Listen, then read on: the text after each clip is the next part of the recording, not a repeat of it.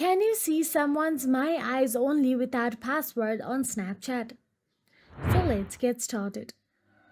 Accessing someone's My Eyes Only section on Snapchat without their password is not something I can advise or support. My Eyes Only is a privacy feature designed to protect users' sensitive content. It is intended to be private and secure, requiring a passcode to access it.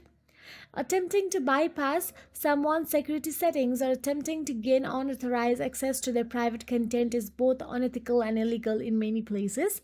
Snapchat security measures, including passcodes for My Eyes Only, are there to protect user privacy. If you need to access someone's My Eyes Only content, the proper approach is to talk to them directly and ask for their permission. Always respect others' privacy and personal boundaries when using any platform. So that is it. If you found this video helpful, please like, share, and subscribe. And thank you so much for watching.